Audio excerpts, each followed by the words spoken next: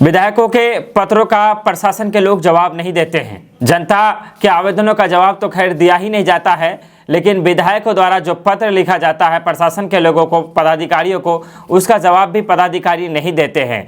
नीतीश कुमार का राज शासन अफसरशाही के लिए जाना जाता है। आपको हम बताते चले, ऑल इंडिया मजलिस इत्तेहादुल मुस्लिमीन के सूबाई सदर अख्तुल ईमान ने ये बातें सदन में उठाया। उन्होंने कहा है कि पदाधिकारियों द्वारा आमजनों को के आवेदनों का जवाब ही नहीं दिया जाता है। आवेदन रखे के रखे रह जाते हैं, लेकिन पदाधिकारी जवाब देना उचित नहीं समझते हैं। और विधायकों द्वारा जो पत्र प्रशासन के लोगों को लिखा जाता है उसका भी जवाब नहीं मिलता है। इसके लिए उन्होंने खेद प्रकट किया है।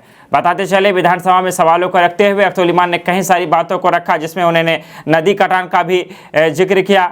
साथ ही साथ बहादुरगंज और ठाकुरगंज को अनुमंडल बनाने की भी बात को उन्होंने जोरों से रखा। बताते चले, इससे पहले ठाकुरगंज के विधायक और बहादुरगंज विधायक ने भी बहादुरगंज को अनुमंडल बनाने की बात को सदन में रखा है। ठाकुरगंज विधायक ने भी ठाकुरगंज को अनुमंडल बनाने की बात सदन में रखा। और स्थानीय लोगों द्वारा कुछ दिन पहले धरना देकर भी ये मांग रखा गया था कि बहादुरगंज को अनुमंडल का दर्जा दिया जाए। चूँकि एक बहुत बड़ी आबादी है बहादुरगंज की, इसलिए जिला से सारी चीज़ें सिस्टमिक तरीके से हो नहीं पाता है, इसलिए ज़रूरत बनता है कि अनुमंडल बनाया जाए। बहुत बड़ा सवाल सरकार से किया गया है कि विधायकों के पत्रों का भी जवाब नहीं दिया जाता है।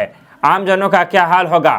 ये सारे आरोप प्रत्यारोप कोई आम आदमी ने नहीं लगाया है, बल्कि अमोर के विधायक ऑल इंडिया मजलिस इत्तेहादुल मुस्लिमीन के सूबाई सदर अख्तुल ईमान ने विधानसभा में अपनी बातों को रखने के दरमियान इन सारी बातों को उन्होंने कहा है कि पदाधिकारियों द्वारा आम जनों के आवेदनों का जवाब तो दिया ही नहीं जाता है। आम जनों का आवेदन पदाधिकारियों के दफातरों में रखे रह जाते हैं, लेकिन उनका जवाब देना यहाँ के पदाधिकारी उचित नहीं समझते हैं। यहाँ तक कि जब कोई विधायक भी पदाधिकारियों को पत्र लिखता है तो उनका जवाब भी पदाधिकारी नहीं देते हैं। अगर इस बात में सच्चाई है तो इससे आप समझ सकते हैं कि नीतीश कुमार का जो शासन अफसरशाही के लिए जाना जाता है और अफसरशाही के लिए वो बदनाम भी है। अगर नीतीश कुमार की कोई सबसे बड़ी कमजोरी कहा जाए तो वो अफसरशाही है। इससे आप साबित कर सकते हैं कि विधायक द्वारा सदन में ये बोलना पड़ा कि विधायकों के पत्रों का जवाब पदाधिकारी नहीं देते हैं, तो उस राज्य में के आमजनों का, जनता का क्या हाल होता होगा, इस बात का आप और हम सिर्फ अंदाज़ा ही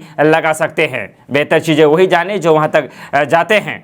बहरहाल सरकार को चाहिए कि ये जो बातें निकल कर सामने आए इस पर संज्ञान लें, और अगर इस तरह का मामला है तो उसमें एक्शन और कार्रवाई की भी ज़रूरत बनती है। हम आपसे विदा लेते हैं इस वादे के साथ कि फिर हम आपके बीच आएंगे कुछ नया अपडेट, कुछ नई टॉपिक के साथ। तब तक आपसे हम गुजारिश करना चाहेंगे कि अगर आप हमें फेसबुक पेज में देख रहे हैं तो हमारे पेज को लाइक करें, फॉलो करें, एक दूसरे से शेयर करना तो कदापि ना भूलें।